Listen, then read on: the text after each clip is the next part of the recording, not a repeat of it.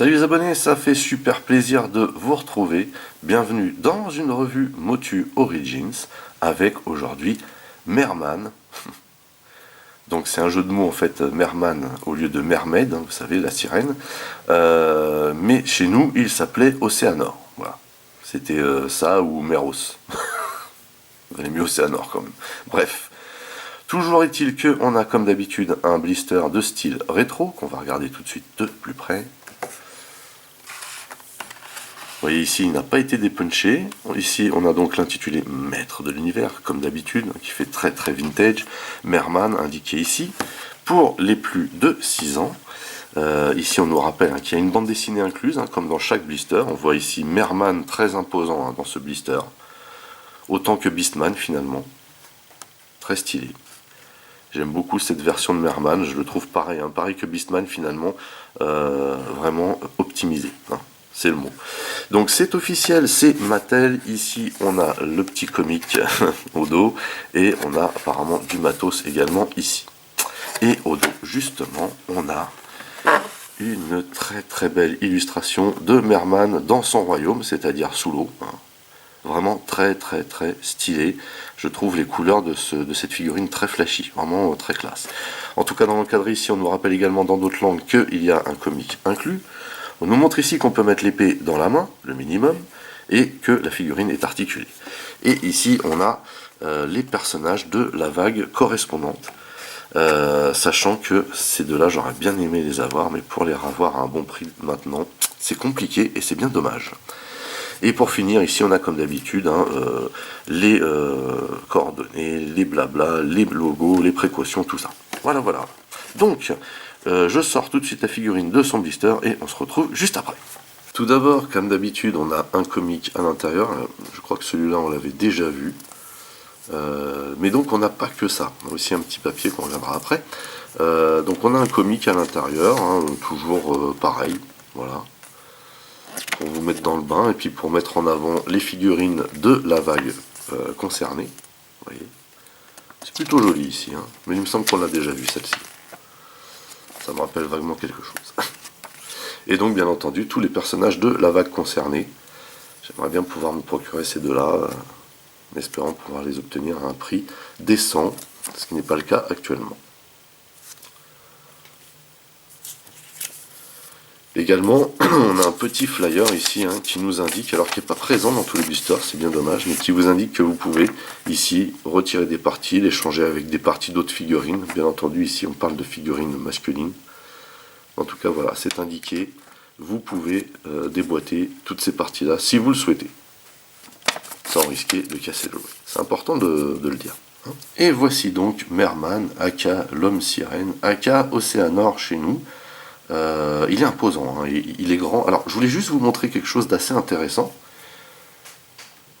C'est par rapport à la taille des modèles masculins et la taille des modèles féminins. Et vous voyez, on va plutôt le mettre comme ça. Vous voyez tout de suite qu'il y a quand même une différence. Les figurines masculines, entre guillemets, parce que voilà, sont plus grandes que les figurines féminines et plus imposantes. C'est vraiment des gros malabars. Voilà, je trouvais ça intéressant de pouvoir vous le montrer.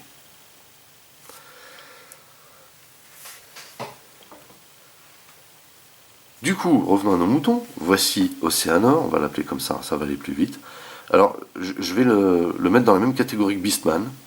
C'est une excellente surprise. Il a des superbes coloris, les moldes sont très très sympas et très réussis, et le visage est très net, comparé à ce qu'on avait à l'époque. Il en impose, et il est vraiment bien chiadé. Ça fait juste plaisir, parce que moi je sais que la version de l'époque j'étais pas fan, mais celui-là je le trouve vraiment super cool. Donc on va le regarder de plus près, à commencer par le visage. Ce fameux visage d'Océanor. Cette tête de coquillage quoi. faut bien s'avouer qu'il est laid. Alors il est laid, il est fait pour être laid, mais en fait il est très très stylé. Vous voyez les chicots, les yeux, les coquillages là qui forment son visage, c'est très très classe. Vous voyez, on a une forme de coquillage pour les oreilles, on a une forme de coquillage ici, là. Là, ça fait une forme de poisson, un petit peu piranha avec les chicots. Mais il est vraiment très très stylé, très net, très très classe. J'aime beaucoup.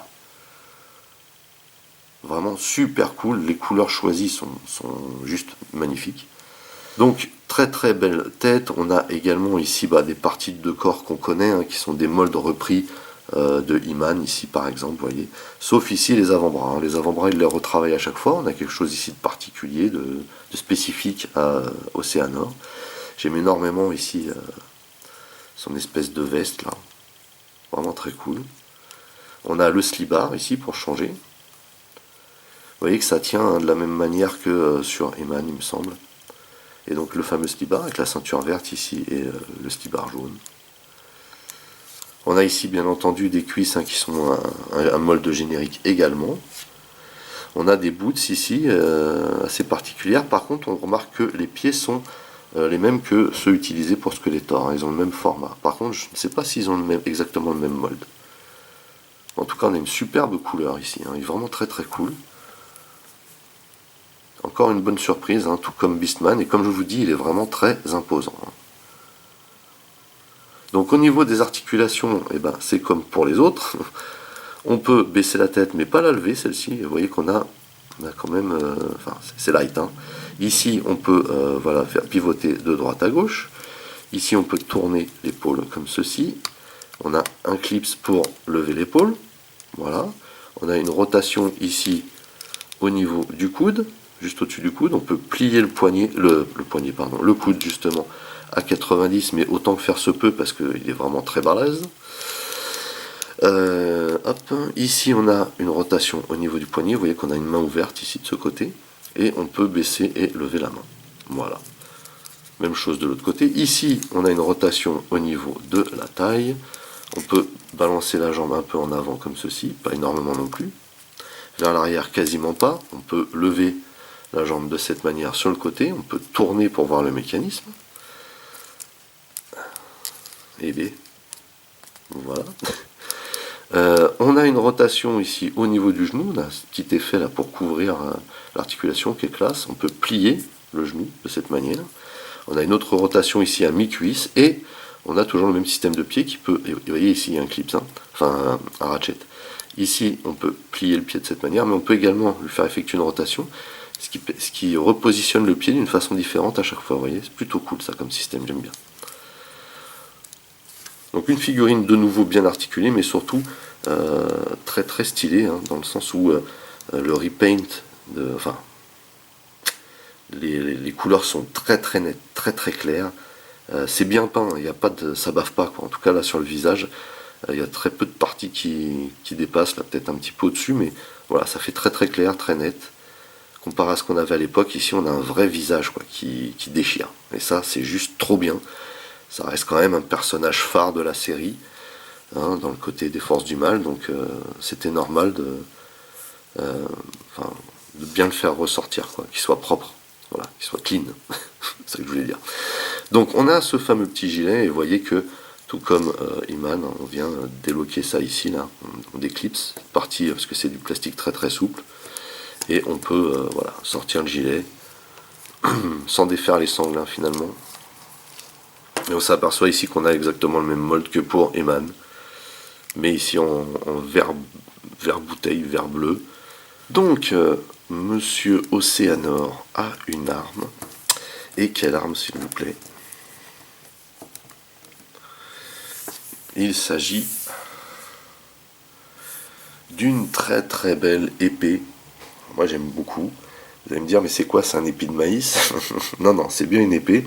Sauf que dessus vous avez des effets de coquillage collés.